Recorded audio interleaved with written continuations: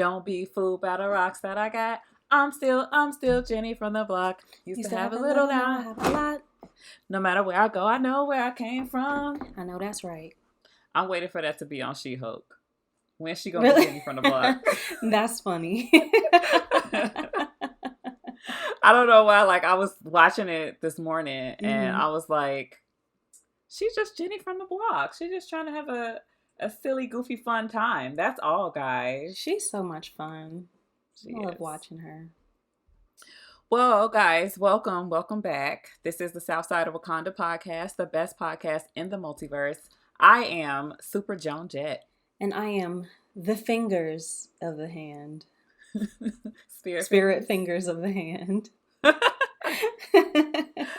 If this is your first time joining us, we are two Black queens who discuss the MCU live action things without the context of the comic books. So if you'd like to just enjoy this content and not be gatekept, this is the spot for you. Today, we're going to be finishing off our discussion on The Defenders. We're going to talk about episodes 5 through 8, and we're also going to talk about She-Hulk episode 6. Before we do that, we're going to talk about some news, or attempt to talk about some news. Not much is happening right now. I couldn't find anything. It's a slow news week. Prince even tried to find some stuff, and he's just like, did nothing happen this week? Right. I did see one story about our Captain America.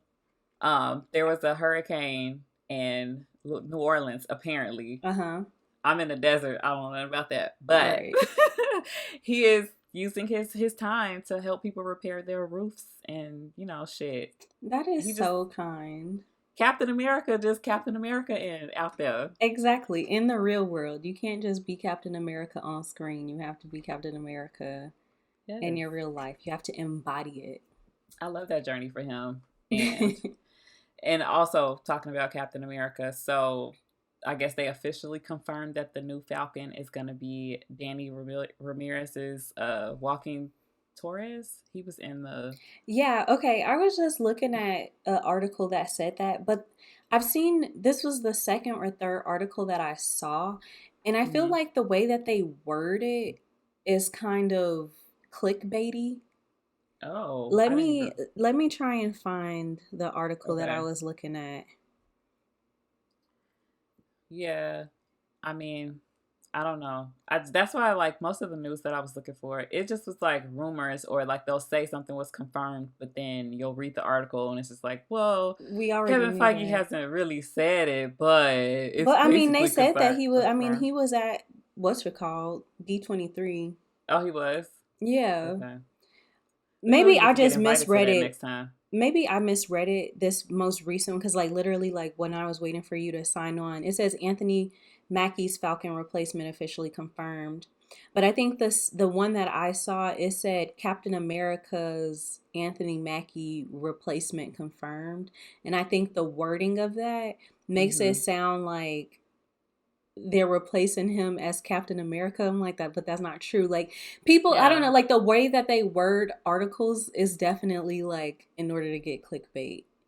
Oh yeah, for sure. And it worked because I clicked on it because I was like, y'all sound fucking stupid. But I think they knew it was a slow news week, so they just needed somebody to click on their shit. Exactly. So yeah, that's that. So I guess most of this we'll just talk about our discussion topic for the week. Back in July, Jessica Alba was doing an interview with Glamour magazine, and she mentioned, I guess they were talking about superhero roles because everybody's talking about superheroes. They're asked about it, whether they're in a superhero movie or not. If you even thought about being in a superhero movie 10 years ago, somebody gonna fucking ask you about it in an interview. Right. So they were asking her about it because, she was Sue Storm in the Fantastic Four movies from the early 2000s, probably? 2005 and 2007. Yeah. I'm looking at the article too.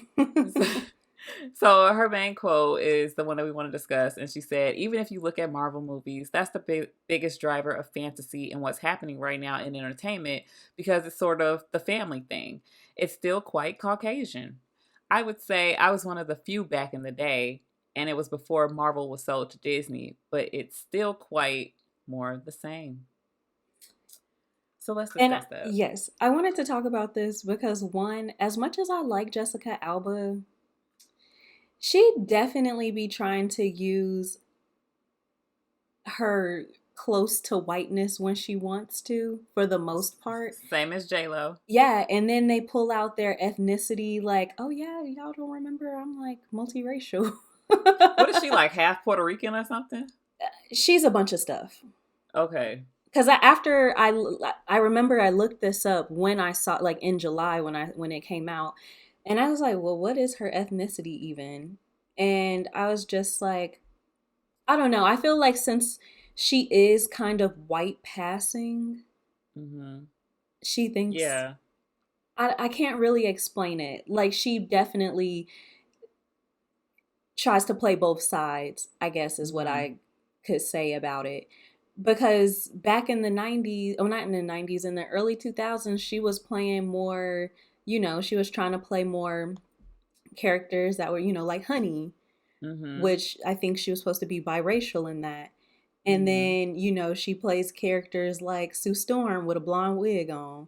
And Now she a white woman. exactly. And as someone who is very black and cannot pass for anything other than black, it's just funny to me that she has a say in that. And she's just like, well, I was like one of the only ones. Like, but were you? Like, were you even claiming that side? I don't know because regardless of how she identifies herself, and for anybody who's listening who doesn't know, I just Googled it. Her mother's family is French Danish, while her father is Mexican Indian and Spanish lineage. And I don't know if they mean Mexican Native American because sometimes people still be ignorant. So I don't know if Mm-hmm. he's Indian or actually Native, but she is white. Phenotypically, she looks white, and Right. like you're saying, like she's always leaned into that. Same thing with J Lo. Like Mm-hmm. outside of playing Selena, who was Mexican and J Lo is Puerto Rican, and Right. a lot of her movies, she is presented as a white woman. Like Mm-hmm. enough. I think Made in Manhattan, she was supposed to like she had like a Latina mother and son that they showed. But for the most part, she's a white lady in the movies. Yeah. And it's interesting. I wish that I would have thought about this for like 2 seconds more because I believe last week or the week before it was a lot of drama between the internet and the actress Gina Torres. Did you hear about this? Mm-mm. So she was on some panel and there was like a bunch of actresses, kind of like the actors roundtable, but not. Mm-hmm. And she was talking about being Cuban. I think she's hold on. She talked about playing African American roles because I don't know. Do you know what Gina Torres looks like? No. I'll just She look. I'll look her up real quick.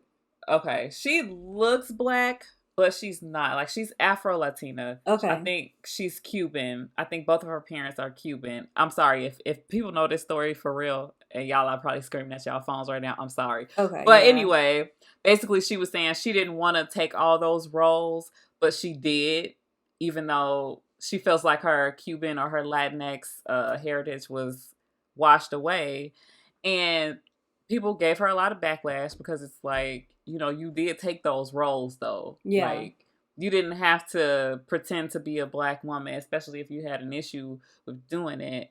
And it's the same thing with Jessica Alba. Like, maybe you could have pushed for Sue Storm to be, More, Mexican yeah, or more ethnic. But right, she was like super pale, blonde blue hair. contacts. Yeah, and then turn. I can't remember which movie came out first, but then turn around and play Honey, and you tan, and I'm pretty sure she was either supposed to be like Afro Latina or mixed in that Mm-hmm. movie. So it's just like it's almost the same as Zoe Saldana like playing Nina Simone.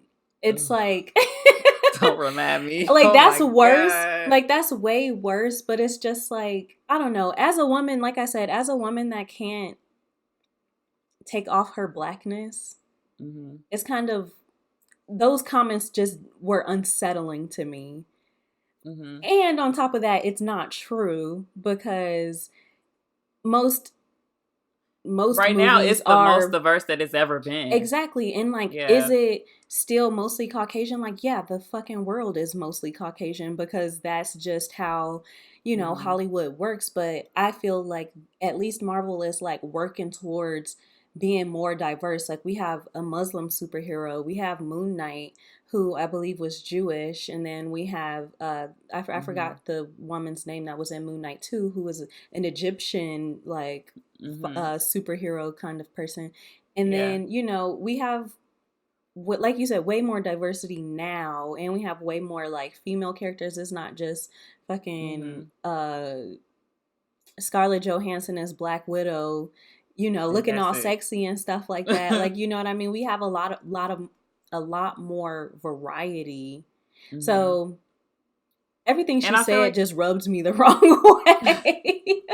like I get what she's saying, but sometimes it very much is the messenger. So Mm-hmm. like yeah, it back in the day it wasn't diverse. You did not help it become more diverse just Yeah. by and I think that's the thing that people don't understand about being able to pass for another race. Like yes, on the inside you are like this mixed race, like like proud Mexican woman, but you look white and you played a white woman. So you Yeah. didn't help anybody who comes from your background, That's you know? that's just like one of the characters on Pretty Little Liars. She's actually she I think she's half black, but she's very like white passing.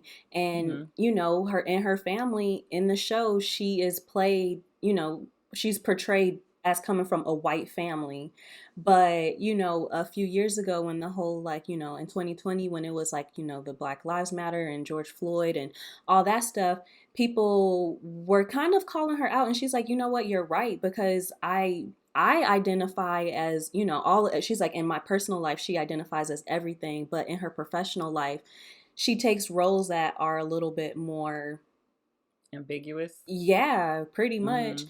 And it's just like, and she's like, I can't remember exactly what she was saying, but she was talking along the lines of, she knows that she needs to do better at Mhm. acknowledging the fact that the world sees her as a white woman, but she has black in her. Yeah, and I think that's also very damaging on like various levels because say there's always this thing, and I saw a TikTok that was like it was taken from like a YouTube interview with a Mm-hmm. lot of like biracial or multiracial or and Afro Latino actors, and they like talk about their experiences in their personal lives about like I forgot how it's said in their language in Spanish, but it's like bettering the race. So it's like they have the same issues with like colorism and texturism with their Mm-hmm. hair. And then like when you have Jessica Alba, who is white passing, and she gets on here, and same thing with Gina Torres, like being Cuban, but you have like 3C hair, and like you have the features, you look black, but you're not. Yeah. So I feel like you're like kind of progressing like their narrative, like this is an acceptable look of how a black woman should look, even though she's not black. Or Right. like with that girl, like you look a little ethnic, you're a little tan. So you're just like, yeah, this is the ideal woman. So now you Mm-hmm. have the white girls going out and tanning and getting BBLs and wearing Kanekalon hair and all this bullshit. Like, it could be damaging. Yeah. But I also want to talk about, like, how it is still important to have these conversations about diversity, even if we don't want Jessica Alba talking about it. Because you can see, like, yeah, I feel like Marvel and Disney has like the fantasy genre in a chokehold, but so does Game of Thrones Mm-hmm. and House of Dragon and Rings of Power. And those shows have been showing a lot of diversity. Mm-hmm. And the racist white people have been foaming at the fucking mouth. Right.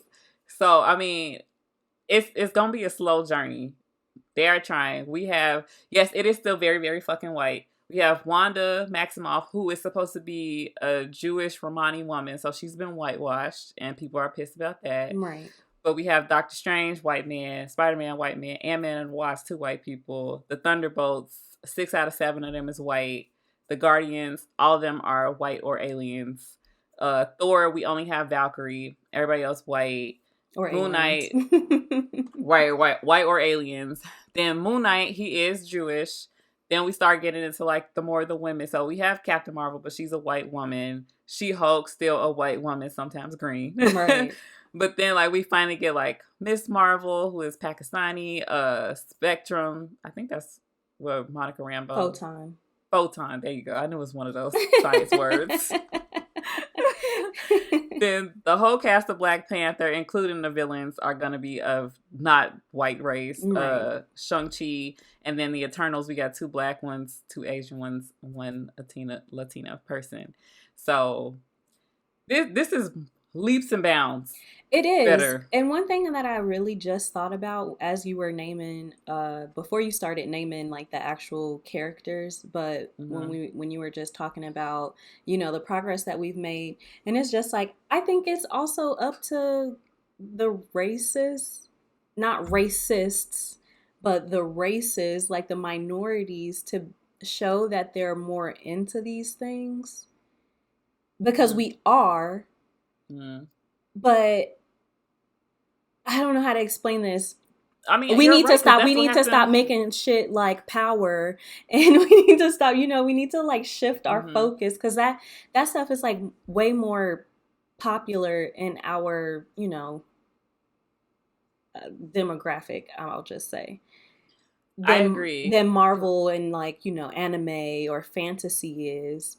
So it's just like, why don't we like just kind of shift our focus instead of making all of these like, you know, because obviously these are from Black creators. So it's like, we can also make our own lane too, as well, to create more diverse like roles in fantasy, in superhero movies, and, you know, and all that.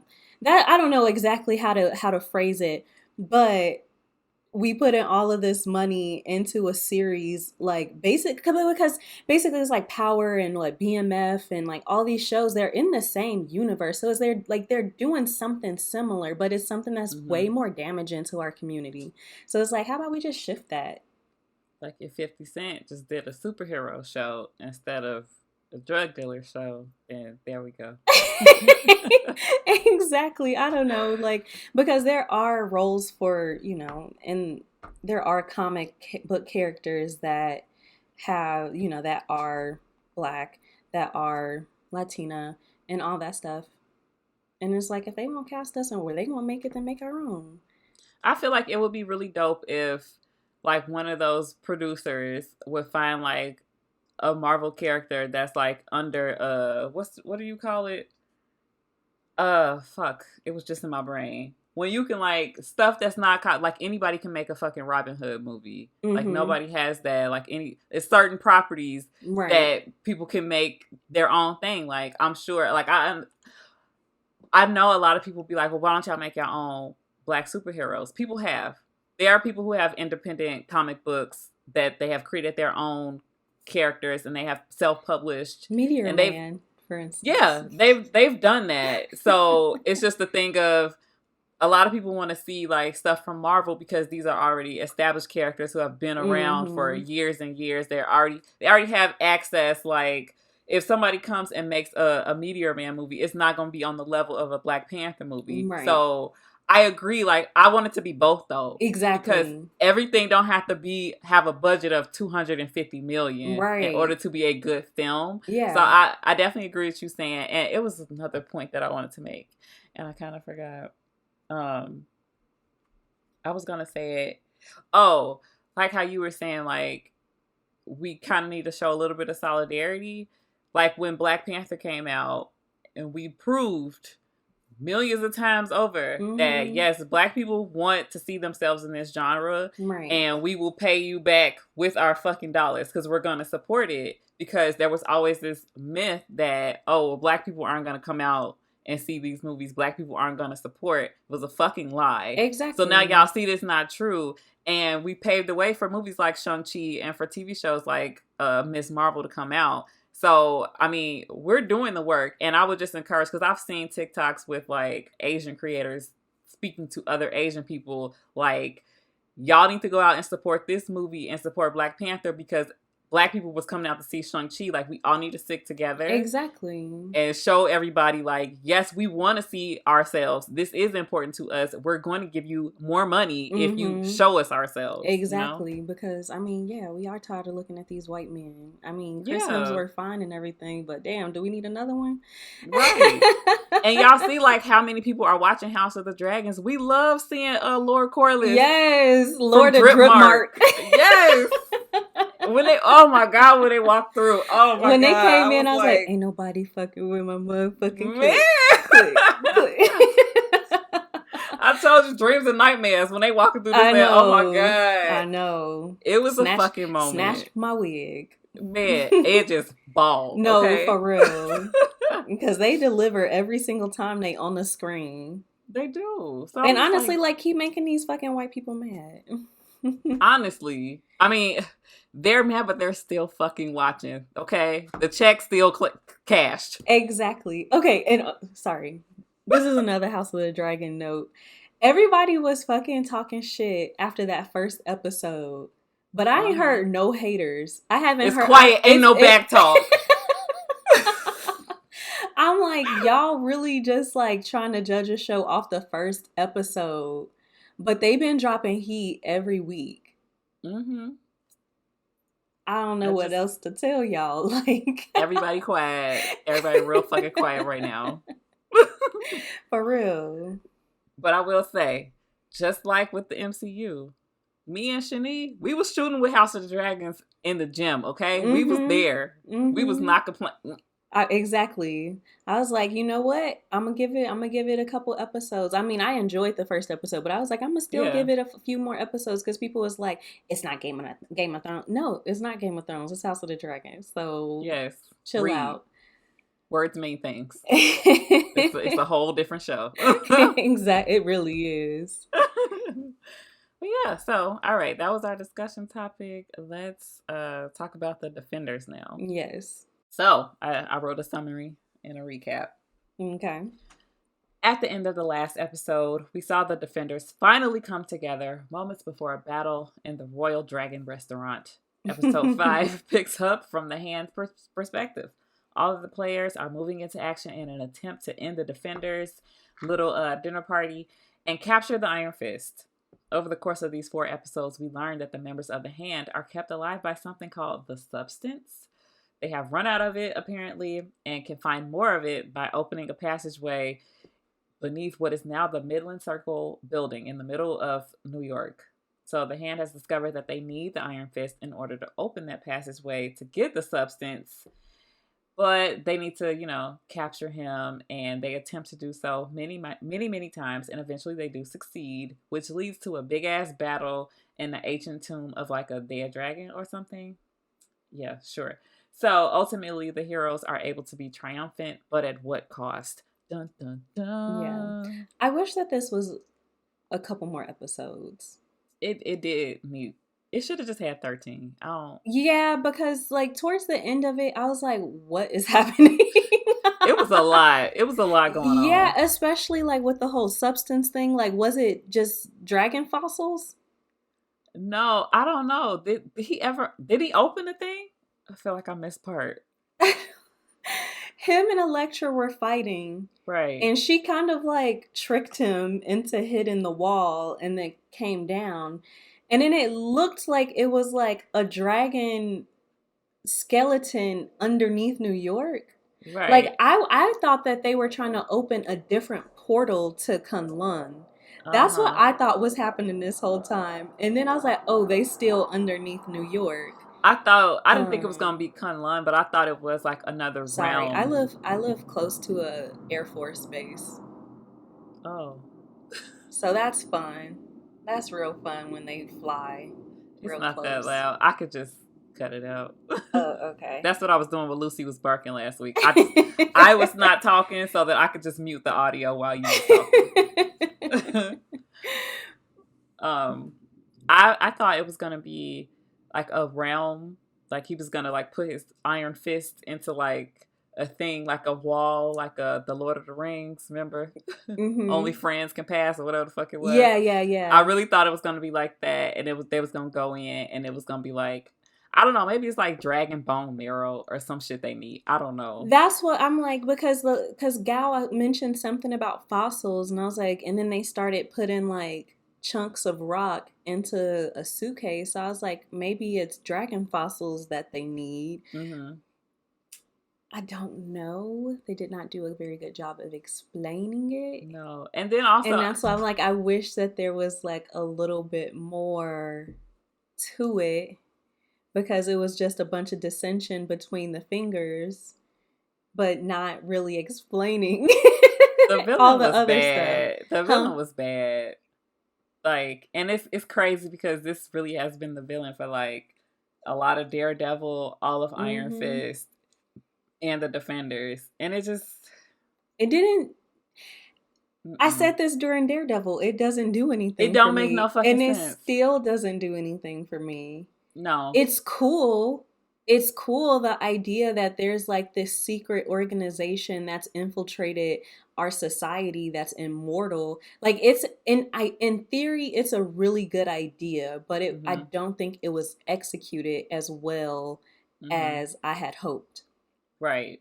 So the ending was kind of like anticlimactic, And then I feel like a lot because of what I I was waiting for them to die anyway, because I was over I feel like it. a lot of what I thought the hand made interesting by Wilson Fisk, Mhm. because when we were watching Daredevil season 1 and 2, it's like, okay, they want to buy up all this shit, they're selling drugs, they're just trying to take over the world.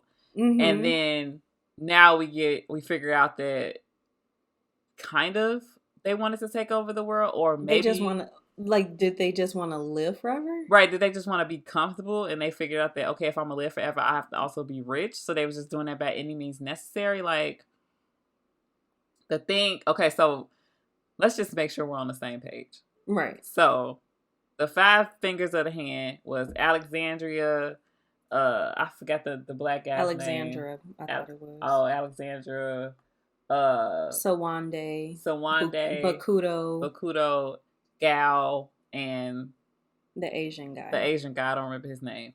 So they all ended up in Kunlun at different times for various different reasons, but they was all there. And then they decided they didn't want to do that shit no more. They just want to live forever and be hot girls. So they fucking left. Right. And they became the hand. And they Mhm. decided that they was just gonna do whatever the fuck they had to do to stay alive, and they need that substance.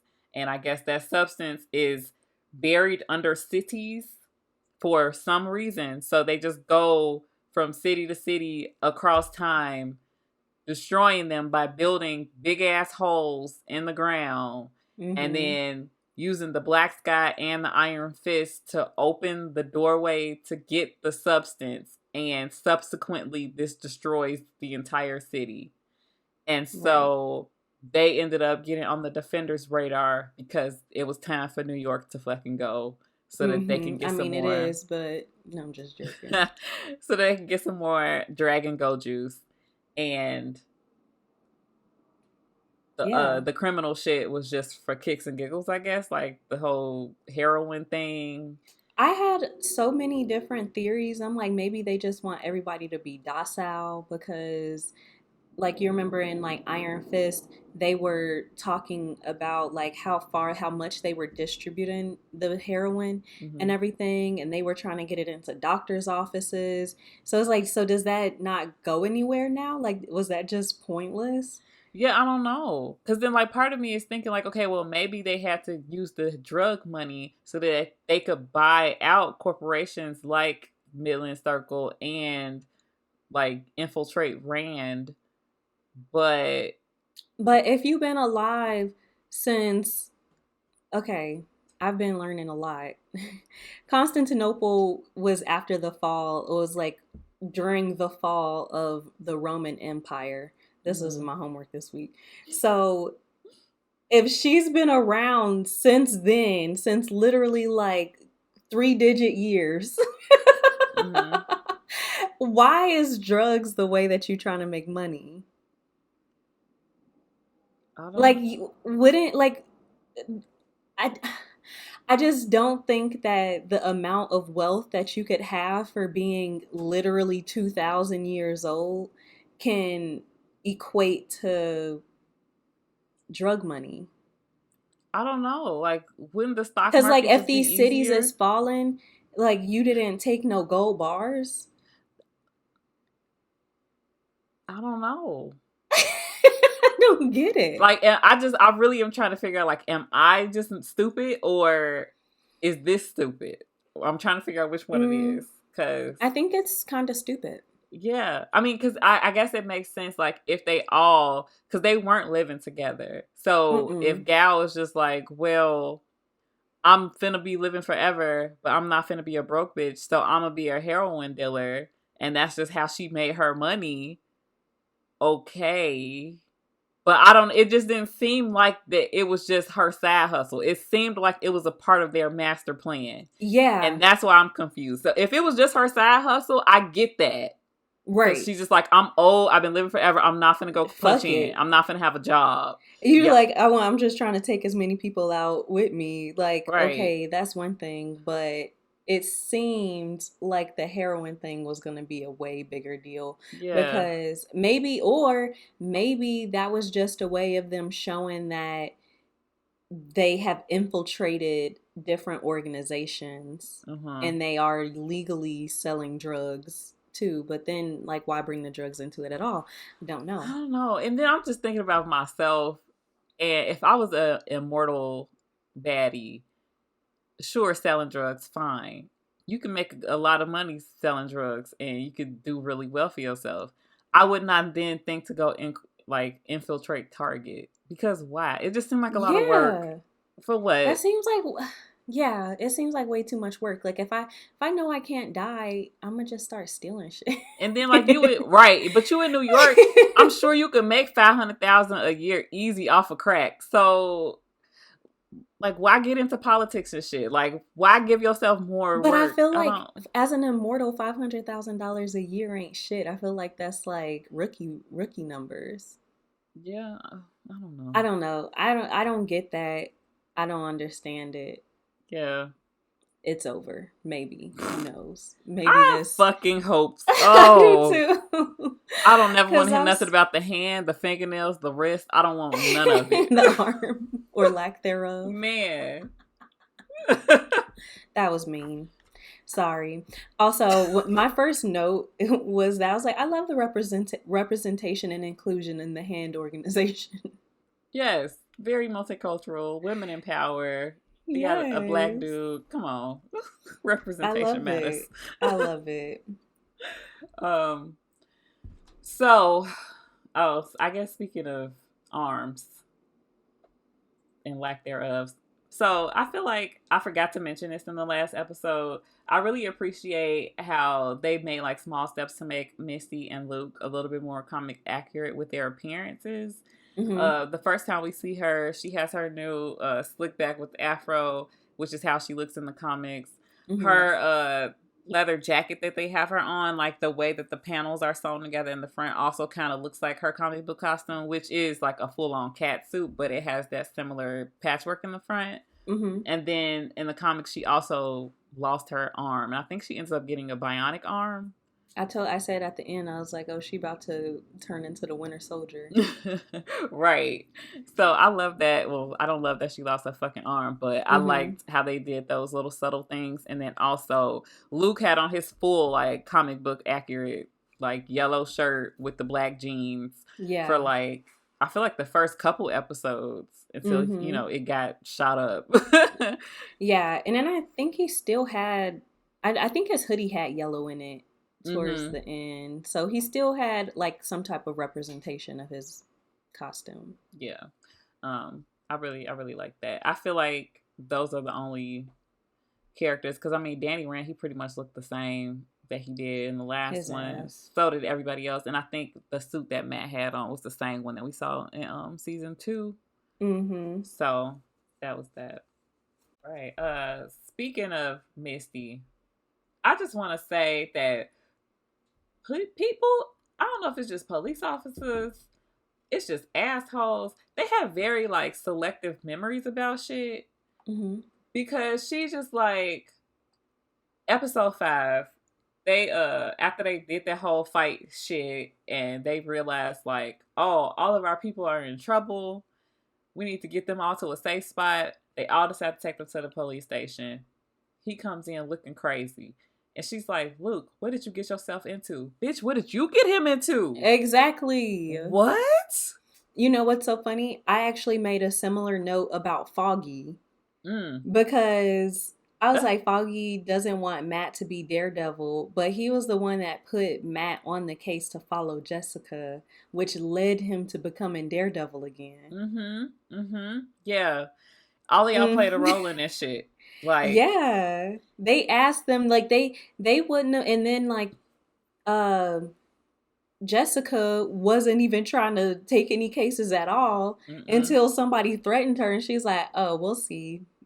But then Trish was still like, "Oh, you should be trying to work, or you should do something." Like they were all pushed back into this shit inadvertently when they didn't want to. You know, and so I just feel like, actually, let's just talk about the supportive cast. Let's get them out the way first. Karen and Foggy made my ass itch every time they was on the motherfucking screen. Really? And you know what? Yes, my thing is, I understand, like, it was important to show that all of these people have stakes. They have something to lose. They have something to fight for. So I get why they were all there.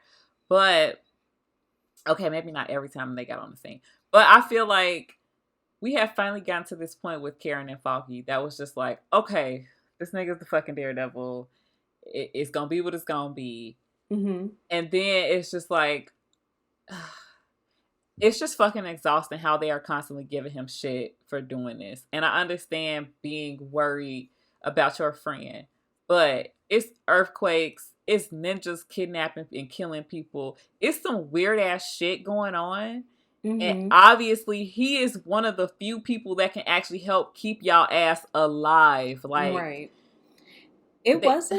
It wasn't so much Foggy for me. It was definitely Karen. Oh, yeah. Her whole characterization was just annoying. Yeah, it was really annoying to me, mostly because she was just like, but why are you doing this again? And all of this stuff. And it's just like, he wasn't even trying to. And and that's something that we always talk about. It's just like, if the communication between these characters would be a little bit better. And instead of Matt just saying like, oh, this is something that I have to do, blah, blah, blah. If he was just like, I wasn't even trying to do this. It came to me.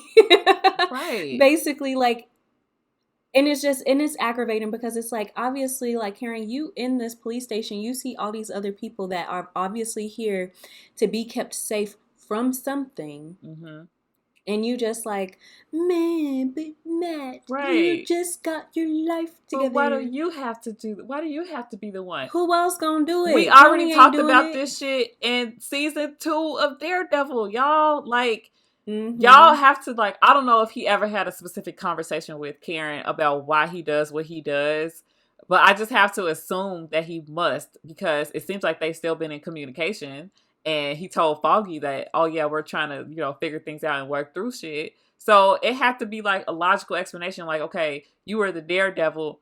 I mean, you're a lawyer during the day. And so you go out and beat up bad guys at night because you feel like the legal system is not helping them, which it fucking isn't. So I don't understand, like, how you cannot understand, like, okay, these weirdo dudes are doing some weirdo shit. The police really can't help. Or by the time they can help, it's going to be too fucking late. Because they have to go through judges and get warrants and all of this stuff. Like, she knows, if anybody, that's why she stopped being a paralegal and started being a fucking investigative reporter. But that's what I mean. Like, she was there. Like, literally the hand took her hostage. Right.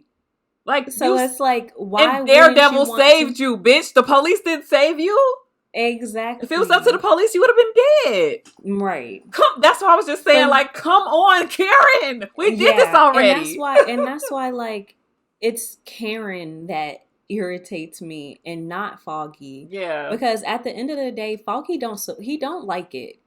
He cares about Matt, but he's like, you gonna do it, just like Claire told him in the last episode. We wasn't gonna be able to stop him. Once he figured out that that's what he wanted to do, he was gonna do it. And so, like, it was almost kind of like, he was basically telling Matt like, I accept it, Yeah. but you need to keep your lives separate because I don't want that shit to fall on me. Right. That is a very reasonable response because he's just like, I care about you, but I also care about me too. Like he's Yeah. like in self-preservation mode because he's like everything that they worked for, Mm-hmm. he's finally working at like this hot shot, law firm and everything. And he's like, if people find out that you're Daredevil, every single case that we've won is going to be overturned, and Mm-hmm. they're going to look into it. We're both going to get disbarred. I'm going to lose Mm-hmm. my job. He going to lose Marcy. He ain't going to be getting no cootie cat every night. Right. So to me, that is a more realistic response. Yeah. And then at the end of the conversation, he was just like, he gave Matt his suit, and he's like, that's what family's for. Yeah. Period. Yeah. Like, and that's why I love Foggy and Matt's relationship. Mm-hmm. Karen can go kick rocks, but Foggy, Mm-hmm. that's my boo. That's my man's. I really feel like they should have just wrote Karen out, not off the show, but out of this episode. Like they could have had her go see her On fucking assignment grandma. somewhere. Right. Go somewhere so that you're not here after that first episode, like when we saw how they was talking with each other or whatever. She should have just went and did something. And then especially too, because like she's not even writing a story about it. Yeah, she's not adding anything to the plot. And I thought like for a second, and I think like what you said, had we gotten 13 episodes, we probably would have got more from her and Trish, because they are always the ones that Scooby doing some shit. They And always find a way to be useful, and neither one of them did. what's so funny is I was laying in bed this morning and I was like, we've kind of gotten an interaction between every character that was put in the police precinct except for Trish and Karen. And I'm Mm-hmm. like, and they would have the most to talk about. Mm-hmm. Yeah. They would have the most to like, they could have had a really interesting side plot Oh when they yeah. just going around the freaking police precincts trying to figure some shit out, or Yep. maybe they end up being like, you know what, we should work together, or Mm-hmm. like something like I really think that they could have done a little bit more with that. I think that would have been great. I think they might have Mm-hmm. not done it because Trish would have figured out that Matt was the devil of Hell's Kitchen Exactly. really fast. And that's pretty much what I came to the same Yeah. conclusion too. I came to the exact same conclusion. Like once they started talking, and Trish was like, okay, well, I'm here because of Yeah. Jess, and so was Malcolm, and Claire and Colleen was here because of Danny.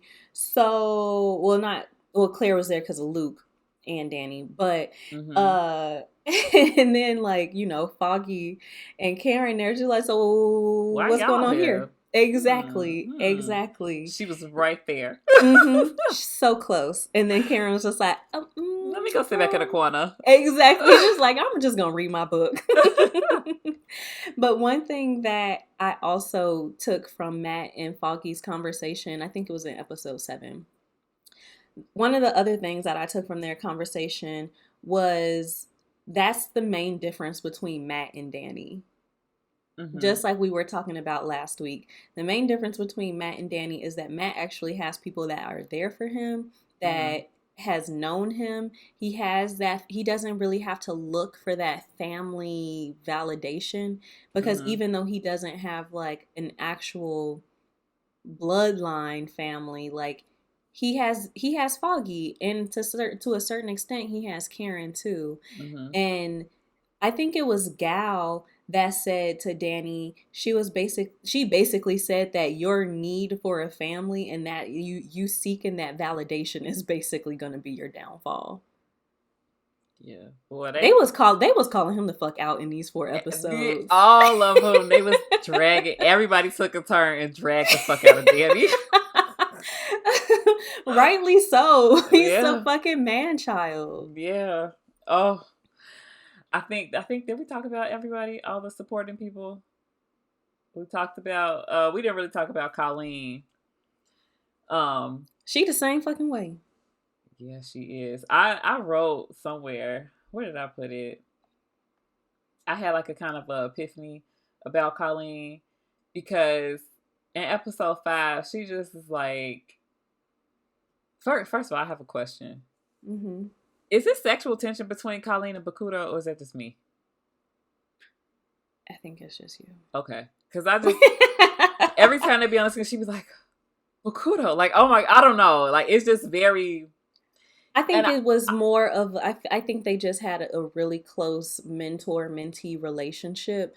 And maybe he was like, oh, not that she could replace him because he lives forever, but he was just like, oh, she could rise and be my second in command. Like, I think he just kind of had really high hopes. And she probably had a lot of reverence for him. Like, as someone that took, quote unquote, took her in and like show her the ropes. Like, I think she probably thinks of him more as like a big brother type of thing. Okay. Like type of relationship, like a cool boss. Okay. That kind of taught you. Yeah, I didn't read it. I didn't read it as sexual. Okay. Your horny ass. I don't know.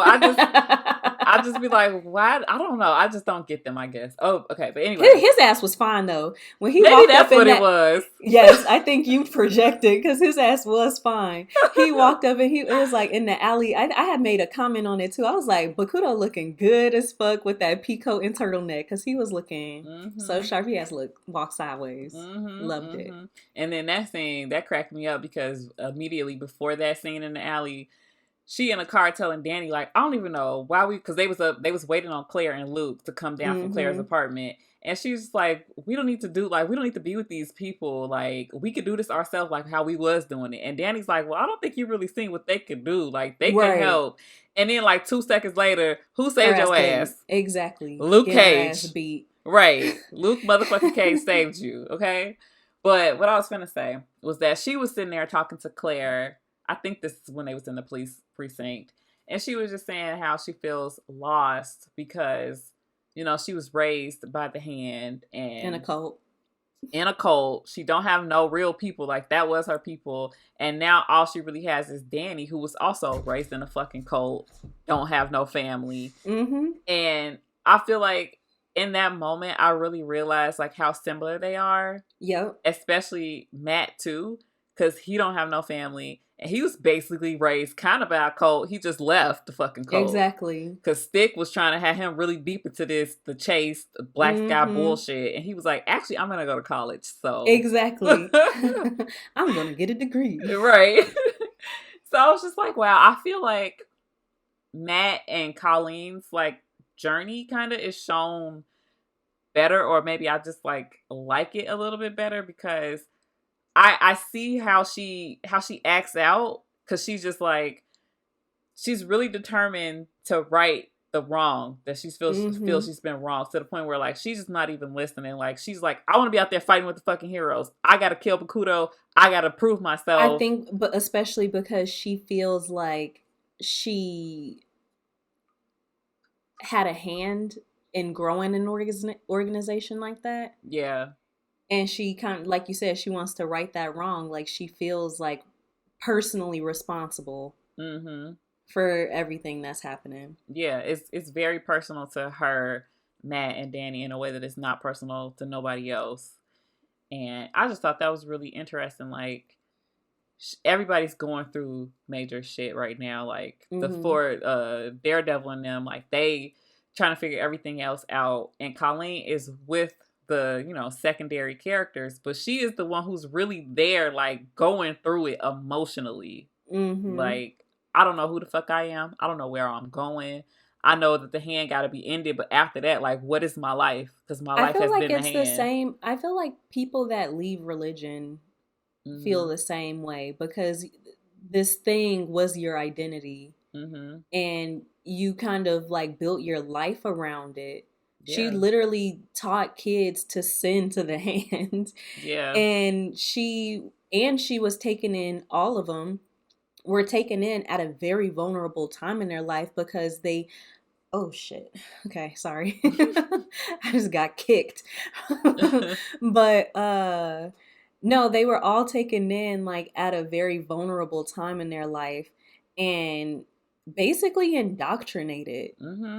You know, so it's just like when you built your life and your identity around one thing, and you're like, oh shit, like this is a lie. Everything that I thought I was doing that was right is actually wrong. She kind of Mm-hmm. has to like deconstruct her whole life and her whole purpose and kind of start from scratch. And then break up with her trauma bonded boyfriend.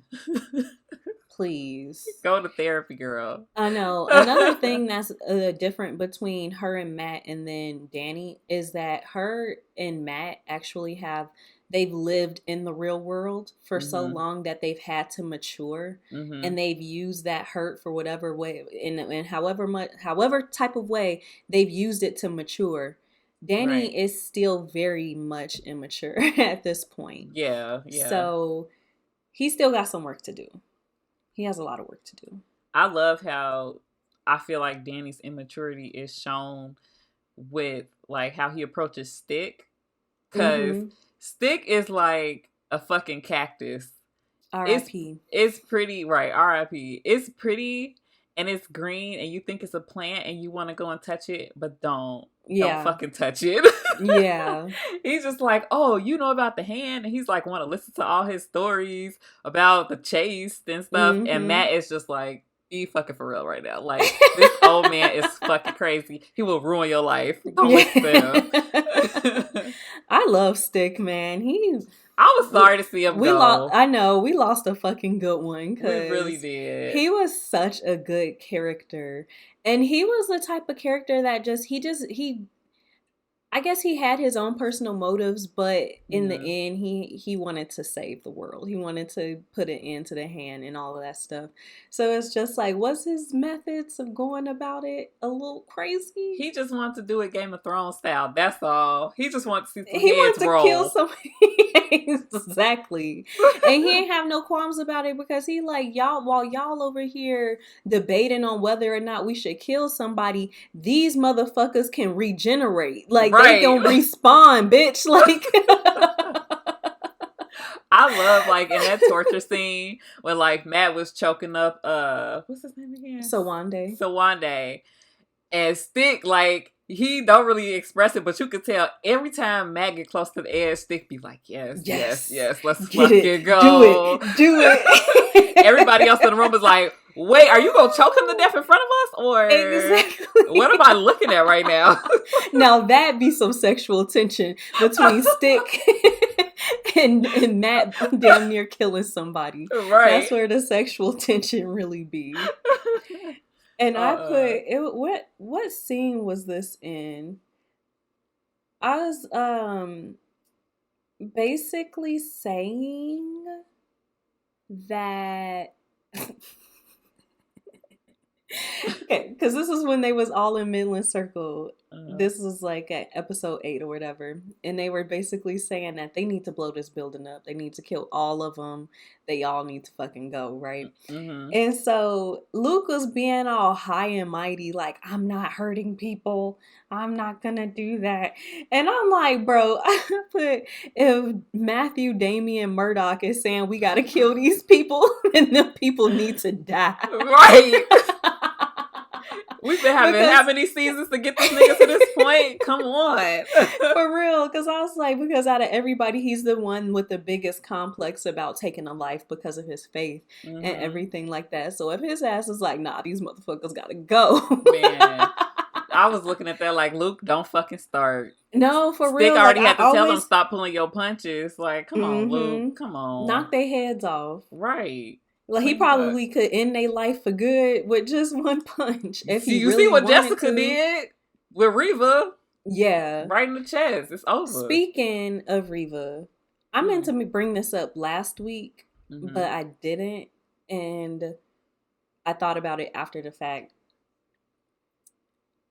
Luke and Jessica, like, obviously, like, the last time we saw them, he was basically like, fuck this bitch, she killed my wife. Mm-hmm. But then Luke goes on his, what do you call it, his eat, pray, love journey. Yeah. And he discovers that his ex-wife was a lying-ass bitch. Yeah. And now we get a completely different, and it's obviously because he's also not being mind controlled, we get a completely different look and a completely different dynamic of their relationship and how cute it is because he's obviously forgiven her because she killed a lioness bitch. All of their interactions, all 4 episodes, been very much like, hey, big head energy. Every Yes. time. And that last scene when she was just like, well, maybe we can get coffee sometimes. I was like, Luke. Yeah, I was like, hold on. Not to my girl Claire. Not too much because Claire is right there. Exactly. But if y'all happen to break up, I'm with it. I was like, I know that's your future baby mama, but damn, like. Exactly. Like, I'm like, I know they end up together in the comics, but let's not do Claire like that. Yeah. But I was gonna say something else. So yeah. Oh. So after Stick killed dude, and they talking about like what they gonna do with Danny because they finally fucking figured out like, oh, they want you alive, and so you can, they all talking about like, oh, what we're gonna do. Stick, they all talking about what we gonna do with Stick. Stick talking about killing Danny. Yep. They talking about something completely different. I was like, y'all better keep your eye on Stick ass. Exactly. I'm like, why they leave him alone with him? Y'all think the shit's sweet. And then that scene, like you said about the whole maturity thing, and we've been like stressing this with Danny. Please grow the fuck up. Why you in there fighting all your friends? Getting your ass beat. Look, all caps. Come on, Matt! Whoop his ass! I said, OMG, we getting Danny versus Matt, and Matt ate that first punch the fuck up, and I'm sorry, Danny don't have nothing for Matt. That was an aphrodisiac. It was. He ate that punch and then smiled. I was like, oh. It was like that one scene when he screamed after he was fighting. Yeah. It was the same fucking energy. Like, yo, Matt. I had to wipe the sweat from my brow when Thor, I saw that. No, girl, Matt and Thor are the two that's always gonna be with it. Always. They like, you trying to fight? Hands. Let's go. 25-8, bitch. Hands. Let's go. Matt, like, I ain't did this in a minute and I got a lot of fucking anger to work out. So he's like, come on, baby. Bring it on. Yes. Bring it on. Yes. I loved it. And I loved every second of Matthew Damian Murdoch handing it to fucking Danny. Woo. And ain't no way, like we said before, Danny should not be able to get beat. No. And he was getting his ass beat for 8 episodes straight. Did he beat anybody's ass? No. I don't think so. Barely. Like, the only time that he was actually like winning a fight is when he activated his glow fist. Like, that's it. That's Kevin Feige, if you listening, we just don't. Just if y'all gonna do the Defenders, put Shang-Chi in it. Yes. Just put him in it. We already know he got the hands. Ain't nobody finna beat his ass. That's what I want. I would like to see that fight. Yeah. Between Shang-Chi and Daredevil. That is a fight that I would love to see. He would beat his ass, and then they would be best friends afterwards. Exactly. They go get a beer. They be like, damn, all right, cool. Let's go do karaoke. I see you. Come on. Respect. Right. And then at the end, of course, Jessica put his ass to sleep. Mm-hmm. I wrote down, I was like, if Jessica gonna do anything, she gonna put somebody to sleep. And if I had a sleeper, I'll be putting motherfuckers to sleep every time. Period. Her and Luis. Yes. Every chance I got, you going to sleep. Right. I do. Okay, there was this one scene that was between Matt, Jessica, and the architect's daughter. Mm-hmm. And I love those scenes, and I love when they show Jessica as being a little bit more soft and like vulnerable and stuff like that. Mm-hmm. So she basically like used Matt's dad as an example in order to get the girl to kind of relate to them. Mm-hmm. And I can't remember. She was basically saying like, well, I know a guy who, you know, he thought that his dad had left him and abandoned him, but actually, you know, he was really the hero, basically. Mm-hmm. And it was just such a sweet fucking scene. It I was. mean, it did advance the plot because Matt, old smart ass, Mm-hmm. realized that the blueprints for Midland Circle were in the freaking piano. But it was just so cute. I It was a cute appreciated scene. that. I like their interactions with each other. I like Mm-hmm. Jessica's interactions with everybody, but especially Matt, because she immediately just sees through his bullshit and immediately calls him on it. Unlike a Mm-hmm. lot of the other people that, interact with him on a daily basis. Also, Misty. Oh yeah. She was like, cut the shit. And he was like, but I'm just a lawyer, man. Right. I can't. I'm I'm a just a blind poor lawyer. blind man. What do you mean? And she's just like, I told you to cut the shit. Right. I love when people call him out on it. Oh yeah. Like, be fucking for real right now. Like, yo ass, something going on here. Okay? Oh, because it was, that's what he said. He was like, she told him like, you're a witness to a crime, and he's like, and she's like, I need to know what happened. He's like, do you want me to describe how it sounded?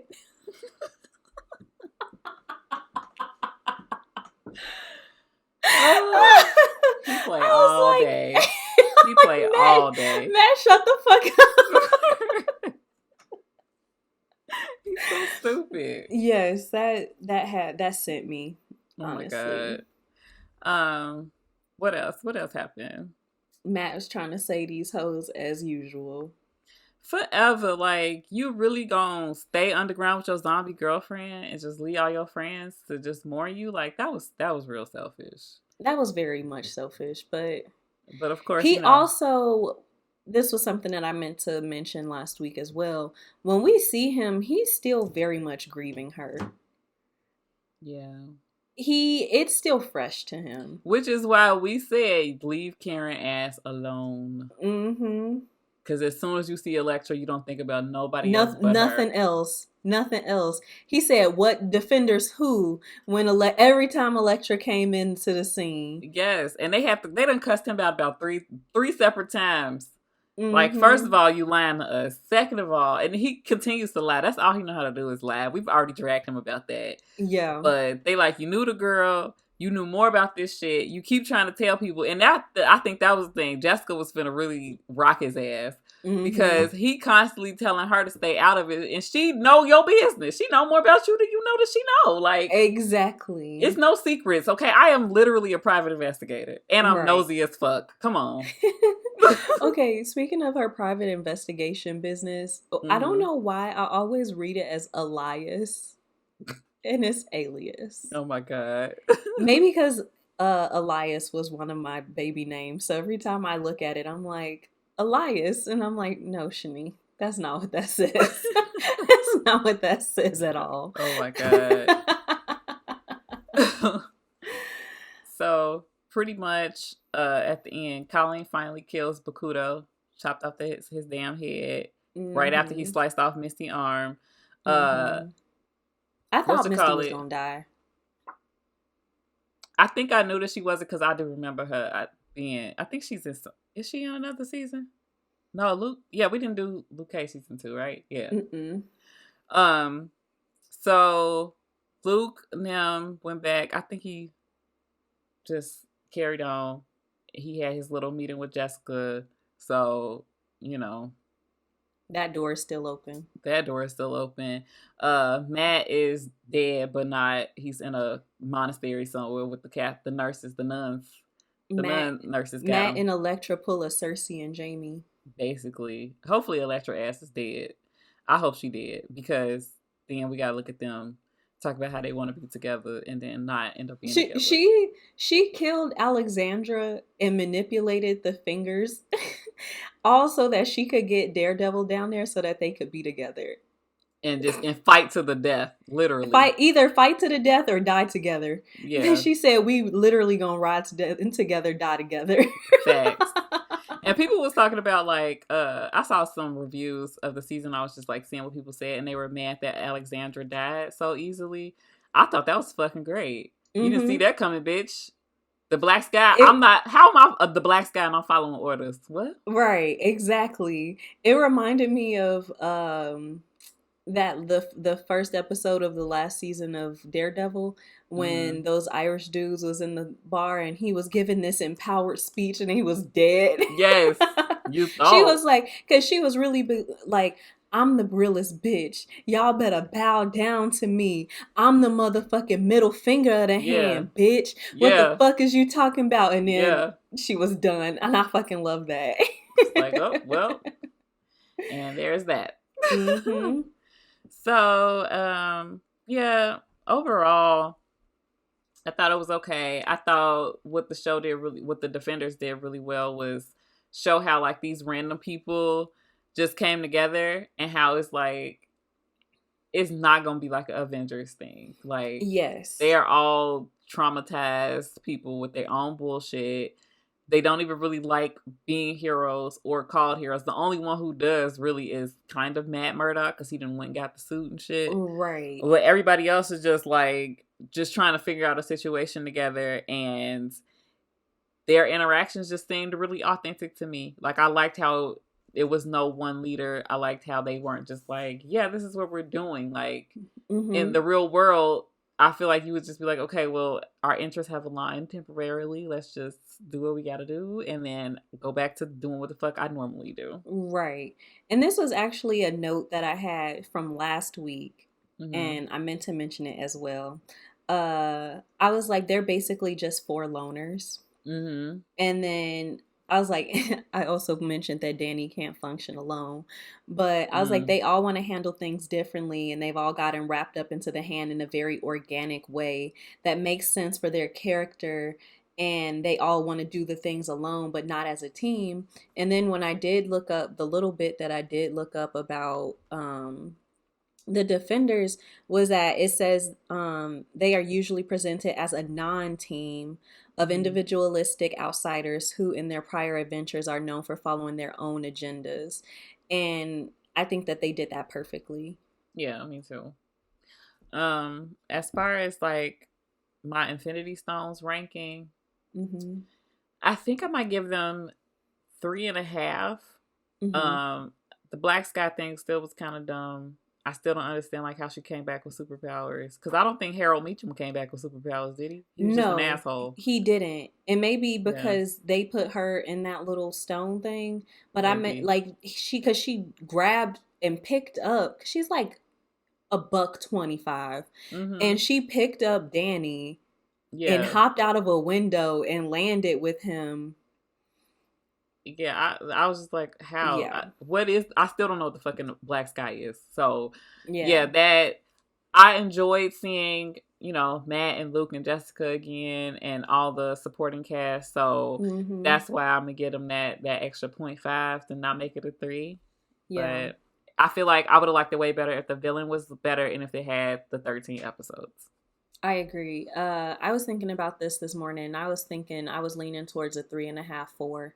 Mm-hmm. Also the final battle scene, like the final fight in the cave, was like super underwhelming to me. Mm-hmm. I didn't like their music choice for that moment either. It was like almost kind of comical. It was like old school like rap, Mm. but it was like a serious fight scene. It was, I don't know, it didn't really match the mood. I would have preferred to just have like an instrumental, like something that was just like that built up and crescendoed and all that stuff. Like the ending wasn't all that. Well, Mm-hmm. just the ending in fight scene. Mm-hmm. Everything after that I liked. Like honestly, I cried when they were expecting Matt to walk through the door and he Oh didn't. yeah, that was Like rough. that, even though I know his ass ain't dead because he's been in, he has another season of Daredevil and Yeah.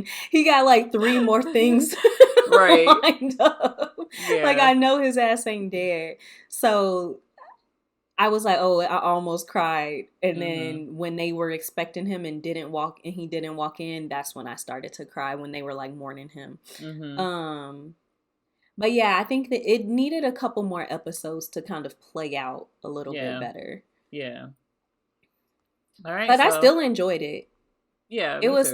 It was still a very enjoyable show. Yeah. So next up, we got The Punisher season 1.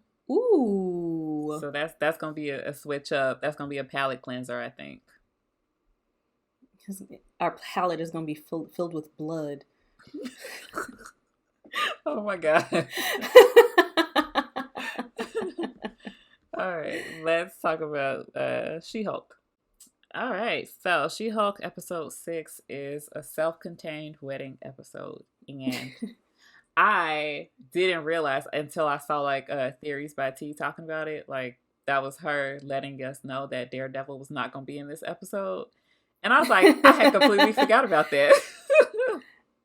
I didn't even think about Me it, either. but I don't know. I just knew that, like, why would he just be in this? I don't know. Just the way that the episode was going, I was like, didn't make sense for him to be. Yeah. I probably don't expect him until like the last episode, if not like the second to last. Yeah, I The think I saw penultimate. a rumor that he wasn't going to show up until episode 8, and I think it's only 9 episodes. Yeah. So I mean, and it makes sense because it's her fucking show. Like, I don't know why people think that Daredevil's going to be a major plot point. I don't. Exactly. It's going to be a cameo probably. Yeah. If we see him fight anybody, if he's in most of episode 9, I would be shocked, pleasantly surprised. But I just don't think that that's where this is going. Why his ass in LA anyway? Right. What's going on in Hell's Kitchen, bro? Mm-hmm. Oh, it's also been more controversy because people think like he's a variant Daredevil, and like it's not the same Daredevil from the Netflix shows, because nobody has still said that those shows are canon. I just look. I'm gonna just say this for me. It don't have to be the same Matt Murdock from the Daredevil Netflix shows. But if y'all must go that way, I still want most of the cast to come back. I still want to see Kristen Ritter as Jessica Jones. For sure. You already got Vincent D'Onofrio still being Kingpin. Mm-hmm. Like, come on. I already saw that they think somebody allegedly don't know if Mike Coulter is going to come back. But if he comes, like, I just want them to come back. I feel like they all work together. Finn Jones, no. But everybody else can stay. I agree. But anyway. I agree. Back to the She-Hulk show about She-Hulk. Right. Just Jen. Right. This episode was just Jen. Jenny from the block. So she went to some bitch that she went to high school with, her wedding. I thought that was weird. She was the cuntiest bride. Ugh. She was, but like, why? If y'all aren't friends and y'all just friends from high school, like, why is she in your wedding? Like, why is that somebody that you want in beside you? I have no idea. And they was trying to fuck out. Oh my god. When she brought that fucking dog for her to walk down there, I wrote, Jennifer, please, be fucking for real right now. For real. I said I would have left. I would have. And I was like, they just wanted her in Gen form. I thought that they just wanted her in Gen form so somebody could try and get her blood. Yeah. But that's what I thought. Where I thought they were going with that. It made sense for the basic ass bride to be threatened by her being the Hulk. But I also thought it was funny that she showed her up. ugly ass dress. Oh, the bridesmaids dresses was so fucking bad. And I was hoping... The bridesmaid's dress was way better than the bride's dress. True. The whole wedding was very fucking underwhelming. Like, it was weird to me. Yeah. It was weird. And that's why I was like, did we even see a groom? I was like, this shit fake. Right. I really thought that it was a whole ass scheme to try and get her blood or something. Because I was like, ain't no way that this is the wedding. We got trust issues. Because I was like... Yeah. Suspicious. Yeah. The wedding was terrible. I thought that it was an interesting take on like how single people, or just like sometimes people in general, feel weird about weddings. So I was like, yeah, she would choose to show up as She-Hulk because she's still separating the two personalities. That's kind of like her mask. Yeah. So in a sense, it was also kind of like a high school reunion too. She's like, I wanted to just show up and show everybody that I'm doing well and I'm happy, and you end up still like feeling bad about yourself. Exactly. And that's one thing that I definitely wanted to talk about, because I put women, but it is just people in general. They make it seem like relationships are just the end all be all of life. And like Jen was actually like really excited. Like at this point, it seems like she is embracing She-Hulk Mm-hmm. and all of that stuff. And she was excited. She's just like, yeah, like I'm a superhero. I got a really prestigious job. She's like, I'm doing really good for myself, actually. Like, she's really happy. And Mm-hmm. then this girl's like, I don't give a shit about any of that. Like, do you have a boyfriend? Like, who are you dating? Right. Like, what? Like, why is a value placed on a woman based off of her relationship status? Right. And if a woman isn't in a relationship, or if a woman chooses to be single, or if a woman doesn't want to get married, then she's devalued. Mm-hmm. Like, as if these men are some fucking Are prize. they adding any value? If so, how much? That's yeah, and Not a whole lot. that's the biggest thing. I was Yeah. like, who is this cunt? Like, that really pissed me off because Mm-hmm. I talked to you about this morning, and it was like in light of this whole like cheating scandal with Nia Long's Mm-hmm. fiance and all of this stuff. And I've seen people like, oh well, she's not. It's not like she like anybody wants to marry her. Obviously, somebody wants to marry her She's Nia because he fucking put Long. and he did propose to her, but she just doesn't want to get married. Mm-hmm. And they have kids together. She just don't want to get married. So it's Mm-hmm. just like, calm the fuck down. And Yeah. it's crazy how women can be so successful, Mm-hmm. but people will like make it seem like their life ain't shit, or they're not nearly as successful as, or they aren't happy. Sorry, I got my Alexis. I'm like, and another thing. But they make it seem like women can't be happy unless they are connected to a man, or Mm-hmm. unless they have babies and all this stuff. And it's just like, women are way more valuable than that. Yes. And I love And how if the a woman show don't is want to do that, then let it her is what it she is. could still be happy and fulfilled in her life. And I Because love I don't know about y'all, because Tracy Ellis Ross looked fucking happy as hell to me. no stress. She might not even have no gray hairs. I mean, she clearly doing something right. I I mean, don't have no gray hairs either. I have one. It's real long too. I mean, at least it's long. It's just one on my temple. I got that one from my husband and my kids. So I had one, but I got it waxed. I get mine waxed too. I was considering growing it out, and then I saw that, and I was like, I think the fuck not. I think we'll keep getting snatched.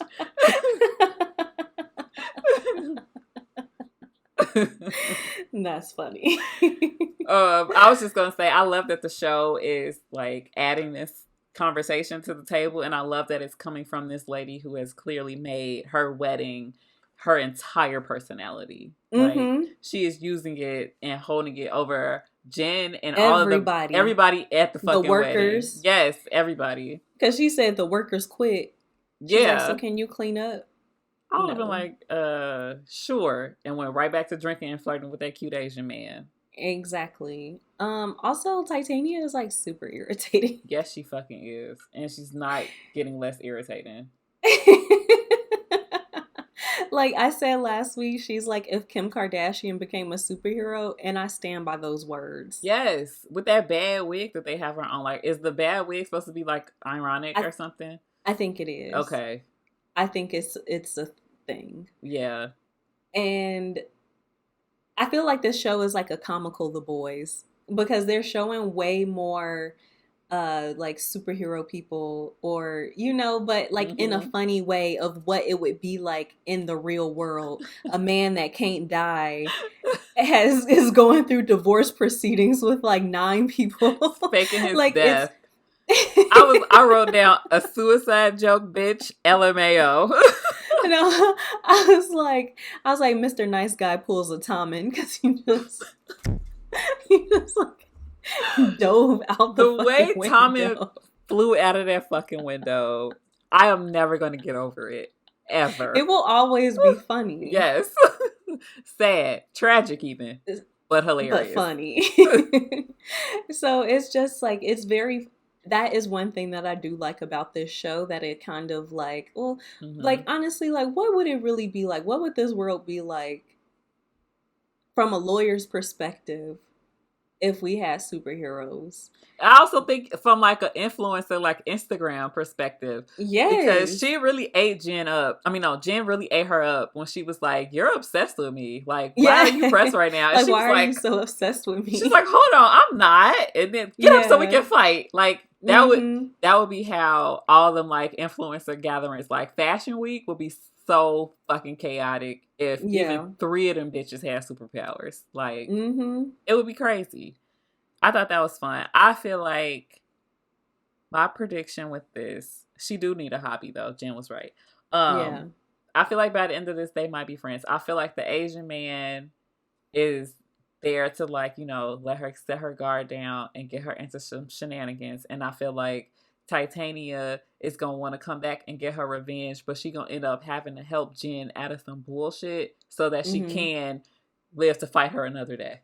Yeah. I think that might happen. I really, really hope that this guy is a good guy. I want him to be, but I don't think he Because is. the bar is so low and my expectations are so low. Mm-hmm. But we've had 2 guys claim that they're nice guys in 2 episodes, and they weren't, like, and they just seem kind of weird. It's Like this almost like guy that's a that red flag in itself, guys.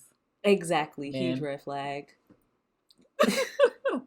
Very much a red flag. You have to say you're a good guy then. Exactly. So this guy hasn't. He hasn't said, well, I'm a nice guy. So that's the only thing that he has going for him. Yeah.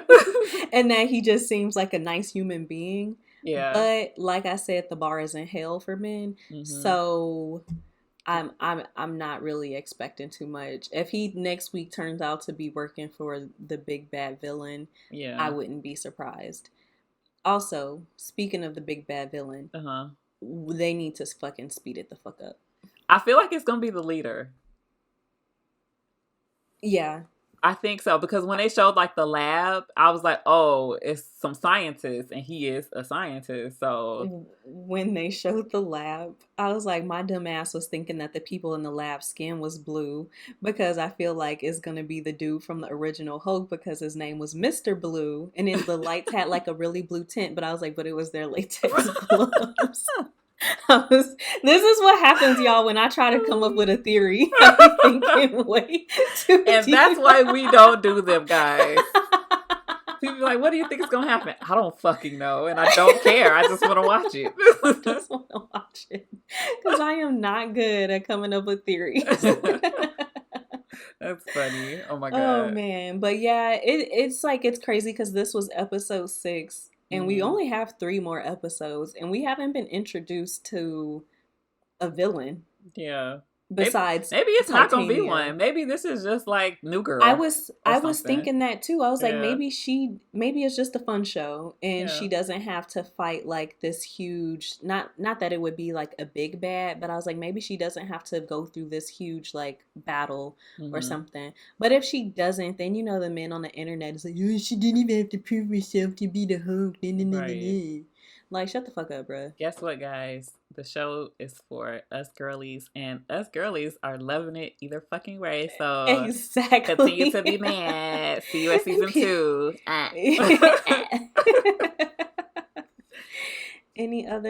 I have any other notes on She-Hulk? Let me see. The only thing I want to include was that I liked seeing Nikki and Mallory. Yes, that was cool. And Nikki was her bust down middle part, 150 density, jet black, 32 inches was giving. Okay, with the red lipstick, I was like, "Come on, Nikki, yes, bitch." No, Nikki is like, she's so fucking cute, and I love the fact that like Mallory was just like, we don't need to tell Jen, because there's like a bunch of hate about Jen and She-Hulk online, and people are sending her like basically like. They have like death threats. It's a bunch of incels, basically. Yeah. And Mallory is like, we don't have, and I like that she brought down her guard. Her bitch a little bit, yeah. Yeah, I like that. Yeah. And I also love her because she's Angelica. Yeah. But I love that Mallory was like, yeah, let's not tell her, like, it's just going to worry her even more. And immediately Next Nikki on the phone, like, girl, guess what? And a voicemail. Yes. I was like, oh my goodness, this is me and Brittany sending each other voice notes. Yeah. Because I understand all that, but I'm going to tell my best friend. Mm-hmm. She going to have to know. And we going to fight them bitches together, but she got to know. Exactly. She's gonna find out, and she gonna find out from me, because she gonna be mad if she found out that I knew and I didn't tell her. Yeah. And what type of best friend would I be if I just let my best friend walk around with death threats and she not know? And then also, as a superhero, I know how to break shit to you. I know when you are like ready to hear certain things, and I know how to word it. I know how to handle. I'm crisis management when it comes to my best friend. So period. Nobody else can tell her shit, but I can. Okay. Mm-hmm. Exactly. It's like, no, Mallory, you can't tell her. Yeah, you let me handle that. Okay. Exactly. While you tripping. That's all I got. I don't think I have anything to share. I already told y'all last week I watched Morbius. I'm watching The Crown right now because I was just like, why the fuck do y'all care so much that this old bitch is dead? So I had to try to figure it out. I care so much more about The Crown and the characters in the show than I care about the actual characters in real life. Yeah. Not that are not even characters in real life, like they're actual people. And it just barely a little bit more. Just yeah, girl, just wait till you get to the Diana episodes. I'm looking forward to that a lot more. They had me ready to tussle. Oof, yeah. So that's that. And then, I mean, we both been watching Hot D. Still haven't watched Rings of Power yet. No. I'm almost on the last season of Pretty Little Liars. On your rewatch? I'm not doing this again. I'm not doing it again. Until next year. This is literally like, I've watched it twice in 2 years, and this is literally like, there's 7 seasons. 6 of the seasons have 20 plus episodes. Last time, I think I skipped a lot of the seasons, and then like I think I skipped to like season 5 because really nothing really fucking happens. Sometimes it be like that though. Sometimes you got to go back to Old Faithful. I'm tired. This show exhausts me. But I'd be at work with nothing to do, and I'd be like, I guess I'm gonna watch Pretty Little Liars again. I don't blame you. I need to watch the new season of Abbott Elementary. It's out? Yes, girl. They just dropped the new episode of the new season. Oh, okay. I'm gonna watch that. I need to watch the last episode of What We Do in the Shadows, and then I'll start Abbott. Look at that. I really still need to watch Only Murders in the Building. I don't know why I just lost interest. It's one of those shows, like, it sounds like that would be a hit for me. I just can't get there. Like, I can't make it. The first season was really good, and the second season started off really well too, but I just don't have fucking time. Yeah. Maybe when I'm on maternity leave, I'll just knock everything out. When you on maternity leave, we'll both watch it together then. I'll rewatch the first season with you and then go into the second season. Okay. All right, so catch us in 4 months with that one. Is it 4 months? Somewhere around there. Yeah. All right. If you made it to the end, thank you so much for hanging out with us. We are the Southside of Wakanda podcast, and this was our Defenders episodes 5 through 8 discussion. Next week, we will start season 1 of The Punisher, and we will be discussing episodes 1 through 4. Don't forget to follow us on Facebook, Instagram, and TikTok, and like and subscribe on YouTube too. Bye. Bye.